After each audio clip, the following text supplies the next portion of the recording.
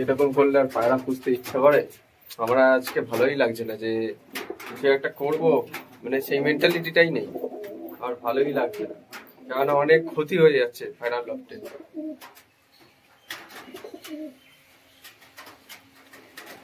যতটা ভাবছি পায়রাদের সুস্থভাবে ডিম বাচ্চা করাবো বা পায়রাদের বাচ্চা তুলবো, এরকম ভাবে অনেক ক্ষতি হয়ে গেলে কিভাবে করাবো, তোমার আর ভালোই লাগছে না। এরকম করলে আমি মানে এত কষ্ট এত দেখাশোনা করার পরও যদি এরকম হয় পায়রার লফটে, তো তার থেকে দুঃখজনক বিষয় আর কিছু হতে পারে না। এটা আমি কোনো স্ক্রিপ্টেড ভিডিও করছি না, একটা নর্মাল ভিডিও করছি। আজকের এই ভিডিওতে আপনারা দেখলে জানতে পারবেন অনেক রকম বাধা বিঘ্ন ফেস করতে হয়। হয়তো অনেকে ভিডিও দেখে ভাবে যে দাদা কত সুন্দর করে সেট আপ করে এত কিছু করছে, কিন্তু এর পিছনে অনেক কষ্টও আছে। কষ্টের কি বলবার, মুখে কোনো ভাষাই নেই কিছু একটা বলবো। এত কষ্টের পর, এত অপেক্ষা করার পর যদি এরকম ঘটনা ঘটে কারোর সাথে, তার তার মনের অবস্থাটা কি হতে পারে। এত ট্রাই, এত অপেক্ষা করার পরে এত কিছু ঘটনা ঘটছে, ভালো লাগছে না। তার মধ্যে এই ওয়েদার কোনো ঠিক নেই, যখন তখন বৃষ্টি শুরু হয়ে যায়, বিচ্ছিরি একটা ওয়েদার, ভালো লাগে না। পাখি পায়রা পোষা বা যে কোনো অ্যানিমেল বা জীবজন্তু পোষা অনেকটাই কষ্ট হয়ে যাচ্ছে, আমি আর পাচ্ছি না, অনেক হয়েছে। সেটা কি বলতে চাইছি, যেটা হয়তো আপনারা শুনে এরকম ভাবছেন যে হঠাৎ কেন এরকম বলছি। আজকে আপনাদের ভিডিওতে সব জিনিসটা তুলে ধরবো, আপনারা দেখলে জানতে পারবেন।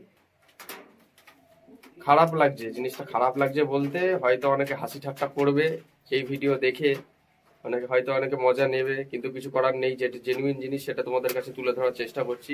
ভিডিওটা পুরোপুরি স্কিপ না করে দেখো, তাহলে জানতে পারবে। সবার প্রথমে মেইন টপিক হচ্ছে যে জিনিসটা বলবো তোমরা দেখে নেবে, ঠিক আছে? এই যে ব্যাক ক্যামেরা অন করলাম, প্রথমে ওয়েদার দেখো, এইরকম বৃষ্টি হচ্ছে, ভুলভাল টাইমিং এ ভুলভাল বৃষ্টি। তার মধ্যে এই যে এখানে পায়রাগুলো রয়েছে, এত কিছু সেট আপ করেছি, নিজের হাতে তৈরি করা এইসব কেজগুলো রয়েছে, ঠিক আছে? এই যে বৃষ্টি হচ্ছে, টিনের মধ্যে জল পড়ছে, টুংটাং করে আওয়াজ হচ্ছে। ওই ঘরেও পায়রা আছে, এই যে রাজা এখানে বসে, ঠিক আছে? রাজা এখানে দাঁড়িয়ে রয়েছে, সেই কালপেটিয়া নর্থ ম্যাড্রাস পায়রাটা। এই যে রাজা, রাজা এখানে দাঁড়িয়ে রয়েছে, দেখছে খাবার দেব। এখন পায়রাদের লফটে এসছি একটাই কারণ, পায়রাদের খাবার দিতে।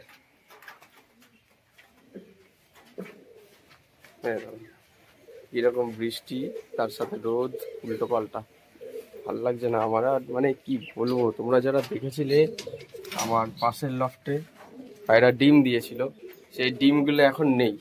এই যে কালদম ডিম দিয়েছিল, মনে আছে? ঠিক আছে, কালদম ডিম দিয়েছিল, এখানে লাল কাঠ জোড়া ডিম দিয়েছিল, লাল শিরা জোড়া ডিম দিয়েছিল। এদের ডিম রয়েছে, ওদের ডিম নেই। মানে কি বিরক্তিকর একটা পরিস্থিতি, মানে তোমাদের কি বলবো, বলার কোনো ভাষা নেই। হয়তো এই জিনিসগুলো দেখে অনেকের মজা হবে, মজা পাবে, কিন্তু পার্সোনালি আমার খুবই খারাপ লাগছে। এত কষ্টের পরে, এত কিছু করার পরেও পায়রাদের এরকম ভাবে ঠিকঠাক রাখতে পারছি না। তার মধ্যে আবার ঘরের কাজ কমপ্লিট হচ্ছে না, রাজা এদিক ওদিক ঘুরে বেড়াচ্ছে, এই খোপ থেকে ওই খোপ, ওই গ্যাসগুলো থেকে একদিকে বেরোয় পায়রাগুলো, তারপরে এদিকে আসে, ঘুরে টুরে আবার ওই খোপের মধ্যে চলে যায়। তো যাই হোক, এখন সময় হয়েছে দেখে বলে দিচ্ছি, 11টা 16। সকাল থেকে এখন অব্দি খাবার দিইনি, মন মেজাজ এমনিই খারাপ কালকের থেকে। কালকে হয়তো ভিডিওটা দেখে তোমরা বুঝতেই পেরেছো। তার মধ্যে বৃষ্টি, খাবার যে টাইমিং এ দেবো, একটা ফিক্স টাইমিং এ দিতে পারছি না। এমনিতেই মন মেজাজ খারাপ, এক এক সময় মনে হয় যে পায়রা বসে ছেড়েই দিই, ভাল লাগে না। আবার এক এক সময় মনে হয় যে না, তোমরা আমার সাথে রয়েছো, তাই জন্য তোমাদের ক্ষেত্রে আমি ভিডিও বানাতে পারি, তোমরা আমার সাপোর্ট করো বলে। ওই জন্য আমি করতে পারি না। আমি নিজে চাইলে তো হবে না, তোমাদের জন্য ভিডিও করতে হবে, তো সেই কারণে তোমাদের জন্য ভিডিও করতে হয়। এবার আসল ঘটনাটা তোমাদের সাথে তুলে ধরবো, তার আগে পায়রাদের ঘরে যেহেতু চলে এসেছি, এরা তো কথা বলতে পারে না, এদেরকে তো খাবার টাবার দিতে হবে, এদের তো কোনো দোষ নেই, দোষটা আমারই এখন যা মনে হচ্ছে। এদেরকে খাবার দিয়ে তারপরে ভিডিওটা আজকে কন্টিনিউ করছি, তোমরা ফুল ভিডিওটা দেখো, তাহলে জানতে পারবে। এখন আমি সেরকম কিছুই বলিনি, দেখলে জানতে পারবে। তো এখন কবুতরদের খাবার দেওয়া হয়ে গেল, তারই মধ্যে আর একটা জিনিস দেখলাম, যেটা দেখে আরো মন খারাপ হয়ে গেল। কি যে করবো আমার মাথায় কাজ করছে না আজকে। আমি কি ভিডিও করা স্টপ করে দেবো, কবুতর পালন করা কি ছেড়েই দেবো? আপনাদের মতে কি বলে কমেন্টের মাধ্যমে অনেক জানাবেন। আমার আর ভালো লাগছে না, মানে জাস্ট আমি মানে পাগল হয়ে যাচ্ছি যে কবুতরের পিছনে এত টাইম দেওয়ার পর কেন যে রেজাল্ট ভালো পাচ্ছি না, এটাই আমার দেখে খারাপ লাগছে। মাঝে মধ্যে ইচ্ছে করে যে কবুতর পালন করা ছেড়ে দিই। সত্যি কি ছেড়ে দেবো? আপনাদের কাছে এই প্রশ্নটা থাকলো। দুটো ঘরেই কবুতরদের খাবার দাওয়া হয়ে গেছে। এই যে দেখুন, দেখুন ভালো করে, এই যে এই ডিমটা নষ্ট হয়ে গেছে। প্রায় 7-8 জোড়া কবুতর একবারে কন্টিনিউয়াস এক লাইন ধরে ডিম দিয়েছিল। তাদের মধ্যে কিছু সংখ্যক কবুতরের ডিম তো পুরো ওয়েস্টই হয়ে গেল, নষ্ট হয়ে গেল, কি কারণে জানি না। দ্বিতীয়ত হচ্ছে কবুতরের ঘরে ইঁদুরের উৎপাত খুব বেশি হয়েছে। কালদম কবুতর ডিম দিল, এই নিয়ে 2বার ডিম দিল। আপনারা হয়তো দেখেছেন, অনেক অনেকের মনের মধ্যে হয়তো প্রশ্নও আছে, কালদম কবুতর দুটো ডিম দেয়, ডিমগুলো যায় কোথায়? প্রশ্ন তো আছেই। এবার কালদম কবুতরের ডিমগুলো ইঁদুর নিয়ে চলে যায়, যার কারণে আমি ডিম বাচ্চা করাতে পারি না, ডিম ফোটাতে পারি না। কবুতর ডিম দিচ্ছে, সবকিছু করছে, কবুতর পুরো সুস্থ রয়েছে, কিন্তু আমি ডিম বাচ্চা তোলাতে পারছি না এই ইঁদুরের জন্য। প্রচন্ড বিরক্ত করে মারছে। আমার কিছু কবুতরের ডিম ইঁদুরই খেয়ে ফেলে। ইঁদুরের যা উৎপাত হয়েছে, সেদিনকে দুটো ইঁদুরকে মারলাম, তাড়া করলাম, আবার ভিতর দিয়ে ইঁদুরের উৎপাত শুরু হয়েছে। এক এক দিন এক একটা ডিম করে খাওয়া হয়ে যাচ্ছে, এক এক দিনে এক একটা ডিম উধাও হয়ে যাচ্ছে। তো এই কবুতরের ডিমটাও নষ্ট হয়ে গেল। প্রায় 1 সপ্তাহের মধ্যে 5-6টা ডিম ফেলতে হলো। তাহলে বলুন, এত কষ্ট এত মেহনত করার পরে রেজাল্টটা কি দাঁড়ালো?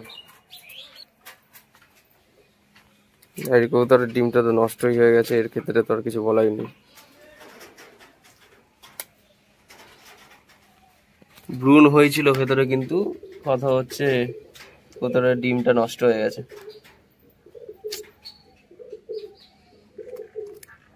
এই যে ভেতরে বাচ্চা হয়েছিল, কিন্তু বাচ্চাটা নষ্ট হয়ে গেছে। দেখুন, কি আর বলবো, আর ভাল লাগছে না, এরকম অশান্তি। জল দিয়ে ধুয়ে দিতে হবে জায়গাটা।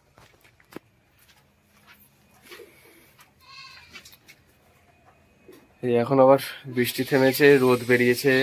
এরকম হঠাৎ করে বৃষ্টি শুরু হচ্ছে, আবার রোদ হচ্ছে। জানি না সামনে পুজো আসছে, কিরকম ভাবে মানুষ ঘোরাঘুরি করবে।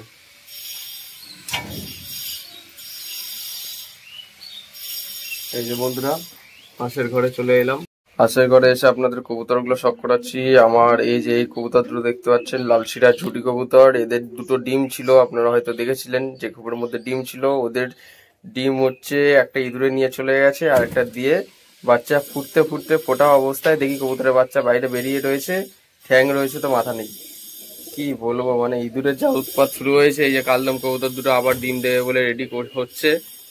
ঠিক আছে, আমার যতটা মনে হয় কালদম দুটো আবার ডিম দেবে, কিন্তু আমার যা খারাপ লাগছে বলে বোঝাতে পারবো না। এরকম ডিম দিচ্ছে, কিন্তু আমি বাচ্চা তোলাতেই পারছি না। যে কি খারাপ লাগছে, আমার মাথায় কাজ করছে না। যে মাঝে মধ্যে মনে হচ্ছে যে কবুতর পালন করাই ছেড়ে দিয়ে, এত বিরক্তিকর করছে, মানে এত বিরক্ত করছে সব। আর ইচ্ছে করছে না, ভালো লাগছে না। মেন মানে আমি ফেড আপ হয়ে যাচ্ছি। সব ঘরের কবুতর গুলোকে আমি খাবার টাবার দিয়ে দিলাম। দেওয়ার পরে এখন তো আর কোনো কাজ নেই, ছাদটা মোটামুটি পরিষ্কারই রয়েছে, সব ঠিকঠাকই আছে এখন।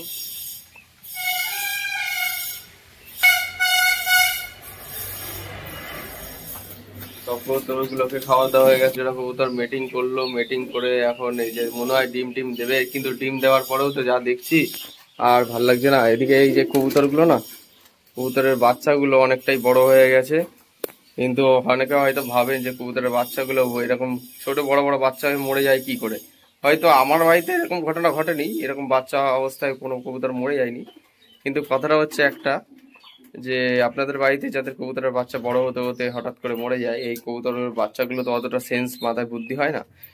তো যার কারণে এরা কিন্তু নোংরা খায়, যেখানে নোংরা থাকে সেই সমস্ত নোংরাগুলো খেলে কিন্তু এদের পেটে চলে যায়, পাকস্থলীতে। পাকস্থলীতে যদি খাবার হজম না হয়, মানে নোংরা যদি খায়, খাবার হজম হবে কি করে?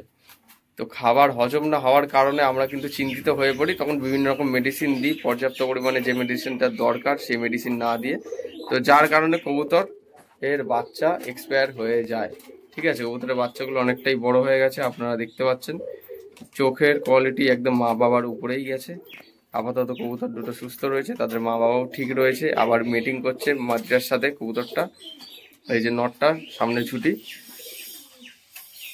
হয়তো আবার ডিম দেবে। তো দাম দাম দিয়ে কবুতরগুলো কেনা, যদি ঠিক মতন বাচ্চা না তোলাতে পারি তাহলে মনটা একদমই খারাপ হয়ে পড়ে। কি বলবো, আমার বাড়ি ওই রাজা কবুতরটা দেখতে পাচ্ছেন, ওই যে রাজা, ওই জন্য একটা রানী নিয়ে আসবো।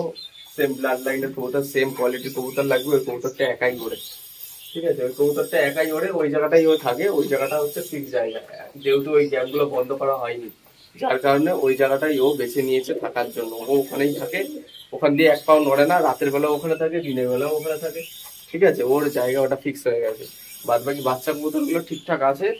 আর একটা কবুতরের ডিম তো নষ্ট হয়ে গেল, কি করবো, কিছু করার নেই, খারাপ লাগছে।